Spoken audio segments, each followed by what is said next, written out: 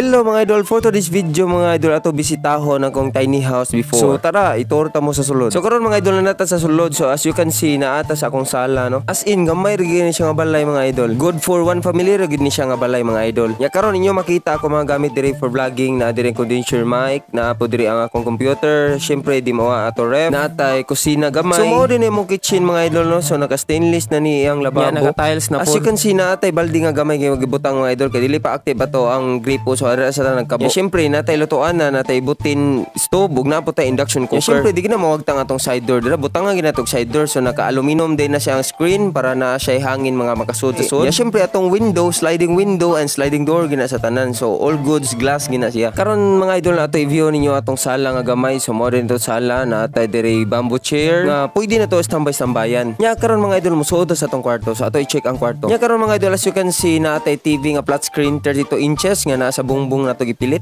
Ya dili po na mawagta atong closet, napo tay closet. Kay mao man ibutanganan sa atong mga sinina.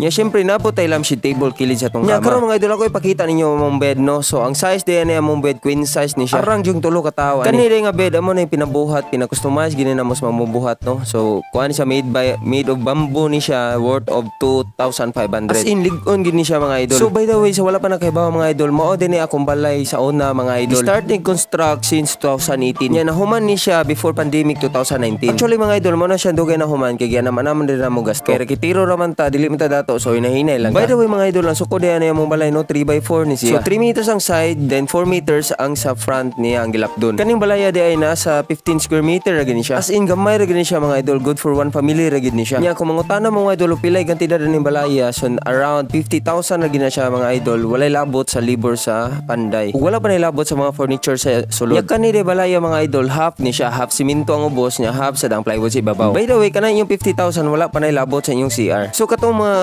tao nga gusto gud ng mga kabalay no, so pwede ra gini ninyo sunon nga concept no. So worth 50,000 na namoy ingon ani nga balay, tiny house, or mao na ito gitawag og modern payag, modern bahay kubo. Yeah, it's up to you guys kung inyong butang kisa mayroon dili kay mo mainitan or isolation foam. Kay to be honest lang, init jud kay siya labi na ginarong adlawon. Pero yung nagkagabi itugnaw sad kaayo, bisag siling pan ra gamit. Yeah, by the way mga idol, kanida yung balaya mga idol, wala na ni siya ang balaya mga idol. Ako na ning gipaguba. Kay ako gipa-renovate. Kay ako gipausab, gipahimo na kog 2-story tiny house. Yeah, ako na sad siya gipa-concrete tanan. Sa pagkakaroon mao pa ni ang outcome sa ako ang gipa-renovate mga idol. Medyo ni dako na siya gamay. Ang size niya 4.5 by 4.5 meters. Diri lang ta ko to mga idol. Thank you for watching. So i-update lang ta mo po sa akong renovation. See you next time. God bless.